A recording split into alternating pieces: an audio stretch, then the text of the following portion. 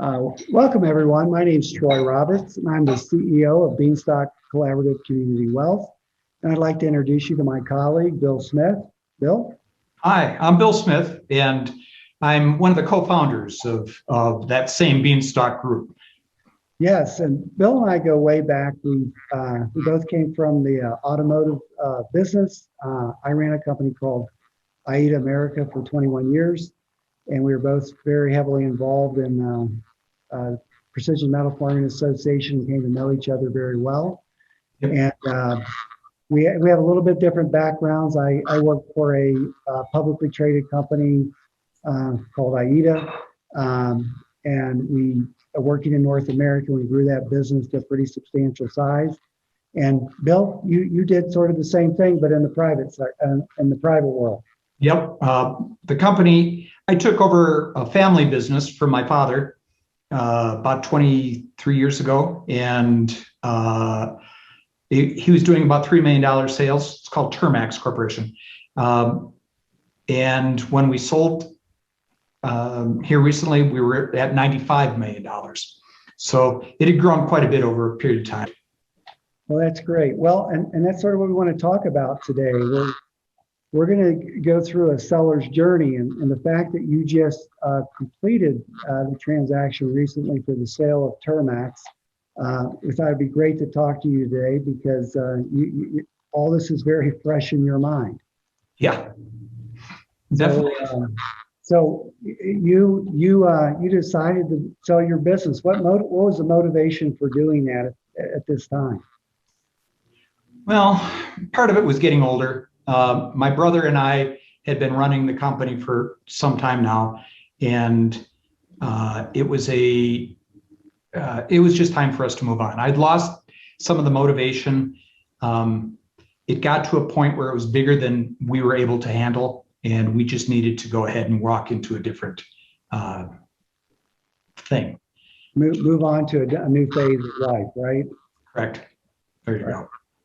Well, so when you all were evaluating selling the business, and the reason why we have this slide here, there's some related, but I guess competing priorities that you had to go through when you really figured out what was important, the most important thing or the priority here when you went to sell your business. So could you sort of fill us in what we mean by, price, legacy, and involvement?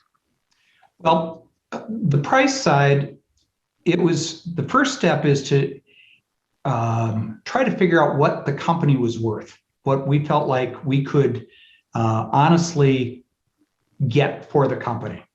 And we had a bunch of different people telling us a bunch of different dollar amounts.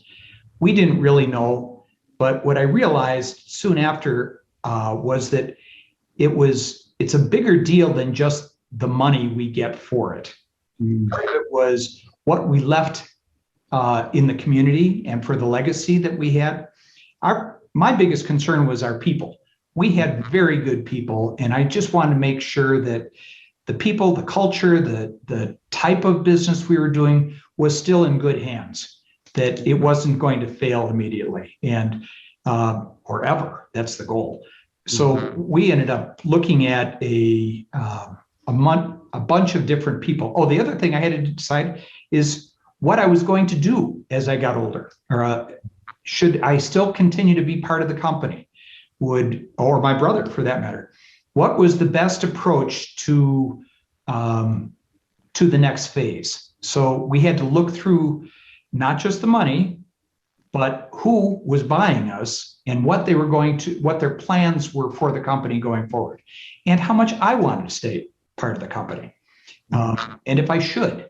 So those are all part of that whole process there. So at the end of the day, you had a sizable business. The fact that you all are a $95 million in sales business that was quite profitable, you had a lot of options on who you can sell to, as compared to, say, a company that's a sub $10 million company. Yes. So could you summarize for us, what the final analysis was for you and your brother on what you did and how you what the requirements were of the both of you to actually make this transaction happen for you and your employees and your community. Well, part of it had to do with, we found that I could sell it to the employees themselves in the form of either an ESOP, or they could borrow money to the managers somehow to come up with the money to buy it, which is very difficult the bigger you get. Yeah. But we could have sold it to a hedge fund, an outside group that would go ahead and merge it or use it to be part of another bigger group. We found that in our case, now this isn't always the case, but we found that the best way to do it was to a strategic buyer. That means somebody that would use it as part of their company itself. In our case, Termax, we sold it to a French buyer who was not doing much business in North America, but so it was a natural expansion for them. And we found that the best approach was to allow them to do it, but use our culture to keep things moving forward. So your people and everyone were kept intact because they were using Termax as the beachhead into the North American market. That's well said. That's exactly right. So to make that happen, how much involvement did you and your brother have to actually allow this transaction to complete? Well, one of the problems with any new buyer is the old owners, because old owners, they've always done it a particular way, and you want to make sure that owner wants to make sure that things are going to happen. Nobody can do it better than they can, or at least that's what they think. That's what I thought. The truth is that my involvement, we sold it initially, our first part was in 2017. We sold 51%. The remaining portion all happened here as of September of this year, of 2020. And it's in that 3 years in between, I was still acted as the CEO, and I found that they were good people that we sold it to. I would do it again to the same people. Because basically they left us alone. They left the culture intact. They let us do what we needed to grow the company. And we did. It just continued to grow. So it worked out well for us. Well, and that was consistent with, one of your priorities for the legacy of the company. And I'm sure the buyers, they saw the success that Termax had, and they also wanted to make sure there was a good transition there from you and your brother to them, so that the value of what they purchased did not diminish. Well, the key was we had a very good management team, and it's businesses sell easier and they have a much better chance of success going forward if the management team is either intact or at least strong. Yeah. Thank you. I think that's really important insight on what you have to consider when you're looking at the type of buyer you're looking for. Well, Bill, your technical background has been a CPA for many years, so obviously you knew everything you needed to know about selling the business and didn't need any help, right? Oh, yeah, everything, because I'm so smart. No, I didn't know diddly squat.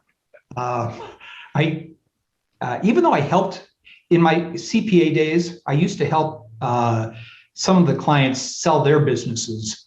What I found was that I needed to have an outside group. Our family attorney or our attorney for the business was not good enough. I needed an extra mergers and acquisition attorney. And that proved to be just vital. And then the accountants too. I might be in a CPA, but I didn't know.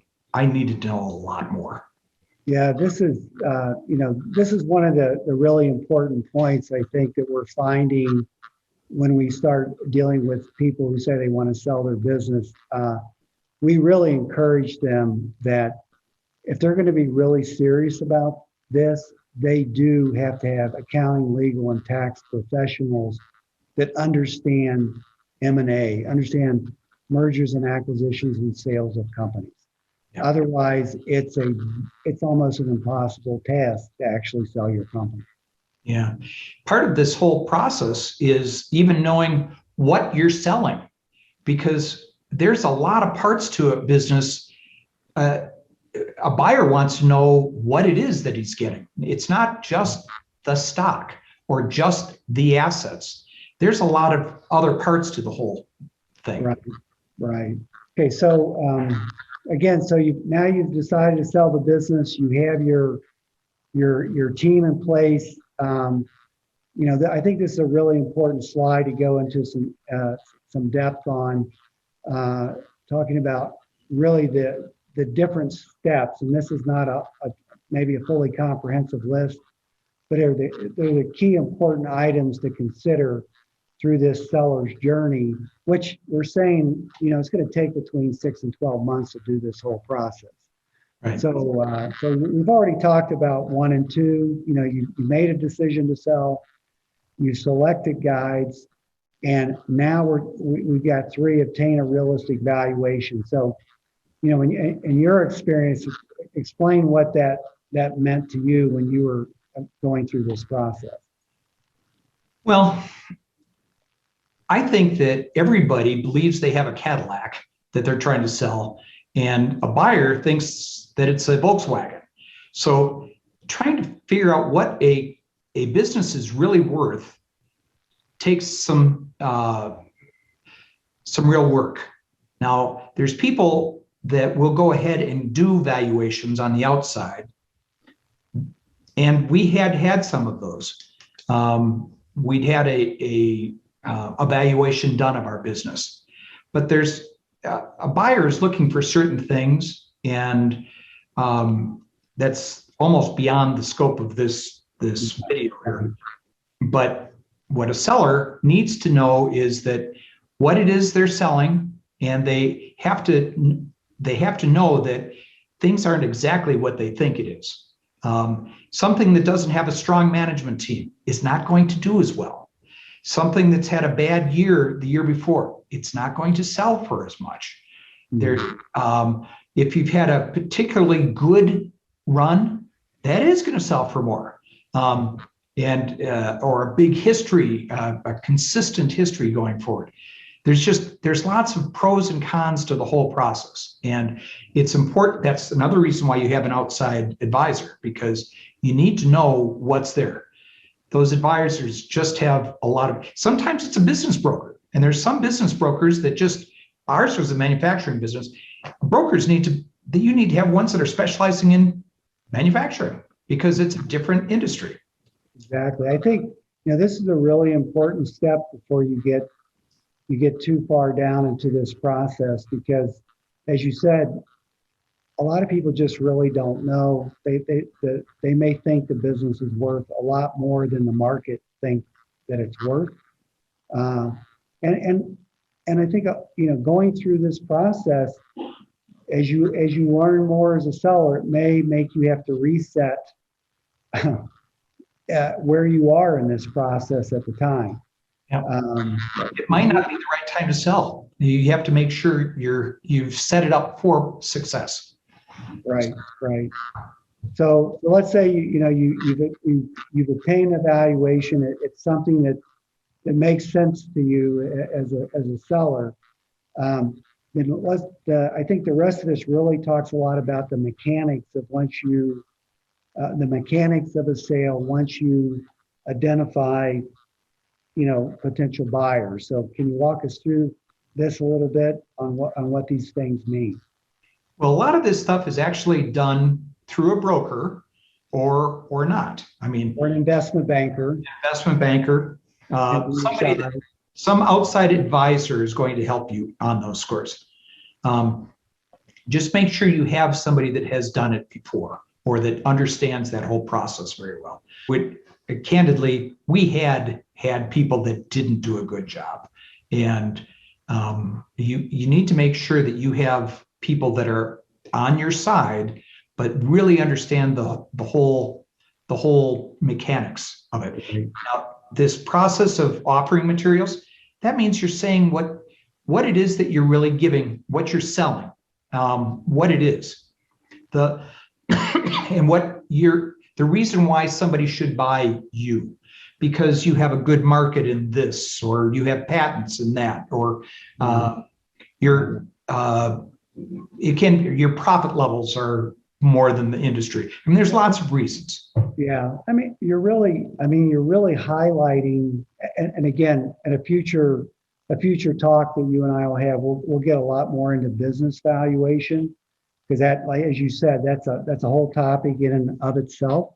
Yeah. But the offering memorandum and the offering materials really highlight those strengths that you have that bring value, that buyers will value. From an operational standpoint, a human resource standpoint, a financial standpoint, all those things, growth standpoint. So all those things you hope a good offering memorandum will really address the things that the buyers are really looking for, so that they can make an assessment. So once that's done, how do people find out who you are and that you're for sale, and so that you get some buyers in front of you? Well, that's difficult. Again, there's brokers that do it, but even you don't want it to destroy your business on the way to the altar with somebody else. Mm-hmm. It can be tough. That's one of the reasons why you use an outside broker, because they can go ahead and screen out the people that you don't want, or that aren't necessary that aren't going to add any value to this whole process. To fit that back to that previous slide of price and legacy and involvement, that sort of defines the buyer profile, if you will, somewhat. And so assuming that you've got a business broker, an investment banker focused on that, and they bring these type of buyers to you, and you find interested buyers, and I'm sure Termax had many, so they effectively marketed that business. The next thing that's going to come is this a letter of intent, and what exactly is that? Well, a prospective buyer, what they do, they look at those offering materials that we were talking about, and they'll say, "Oh, I think this company might fit what I'm looking for." And so at that point, they will send to you a letter of intent. And all that is a right to look at your information more in depth, not totally in depth, but enough to give them more than just a tease. Right. Now, will it have things in the letter of intent talking about what they're going to offer you? And yes. Okay. And it'll also, they not totally, but they will have looked at some of your offering materials at that point, and it'll say things that your interest, that they think the company just on a surface level might be worth. So I think of it as a 40,000 foot purchase price. Think of it as buying that car again. It's going to be before they add any bells and whistles, or before they take away from anything because of the dings that are in the door. Remember, this is a used car now, because it's not just starting over from scratch, but so it might have some dings, but so they're going to offer something without seeing anything more than your best foot forward. And the offering materials, yes. So it's sort of a summarized terms and conditions of what they would buy that company based on what they know from the offering materials. They may not have even seen the company yet. They haven't met anybody. They haven't done that. And usually these letters of intent, that gives the buyer, a potential buyer, an exclusive period of time to actually come in and kick the tires now and walk around the vehicle and look at it and really see what it is. So hopefully you have multiple offers coming in, and you select potential, you have to select from these ones that you're going to work with through that period of time of exclusivity, which, usually it could be, anywhere from 90 to 120 days where Yeah. they have an exclusive time frame to look at it. And once you've selected them, and once you all said that you, for example, the buyer of Termax, that you agreed to the terms and their letter of intent, what kind of things did they do when they came in to do the due diligence process for Termax? Well, it's kind of like it's almost an audit because they're looking at, they're looking at from a specific standpoint. They're asking more in-depth questions, things dealing with your specific customers, how well they pay, what the industries are that you're, they should already know what the industries you're serving, but more specifically, they're going to know, they're going to ask in terms of the employees themselves, if you have any employee contracts, which people are really worth keeping. There might be somebody that you really don't think is good. Those are all things that you need to go ahead and consider. A due diligence it's a whole process of looking at different things prior to buying it. So it's just an in-depth view. And oftentimes you'll have an outside accountant do a lot of that work for you. There can be no lying in this process here because it'll come out. Yeah. Did let's say the offer that the buyer started with in the letter of intent and where the final terms ended up at the conclusion when you have a definitive purchase agreement after they've done all this due diligence work, how close were those two things from how they started to where you all actually ended up and finished? Well, it was actually about 95%. One last question for you touching on this, and I'm really curious to hear your response to this because, Termax, it was a sizable company, servicing really demanding customers in automotive. Right. And I know just working in a business, it takes almost all the energy you have just to run the business that you're running. And I look at this list in front of us and saying, I've got to do that on top of running my business. Right. So this, I don't know how long it took for you to complete this process with Termax and the buyer, but what was that period of time like for you? It takes a lot of extra work, and you can't just assign it to somebody else because this is your baby, and you want to go ahead and make sure that it gets to the right home. I think our total process from the time they first contacted, that I contacted them to the point we sold was 14 months. So it's even longer than this average journey length. And there was no real estate involved in it. It was just the building. It was just the business, the business assets and receivables and payables. So it did take a lot of effort. And then there's a point in here where the employees end up knowing. You can't hide it, and you don't want to. But that whole process, it's even determining when to get your employees involved in it. Prior to that, we didn't want them to know. So we were very careful about the whole process. When did, in this list, when did you, for example, when did you inform your key management team versus all the employees knowing in your particular case? And the way that worked, would you repeat it the same way again? Yeah, I think I would.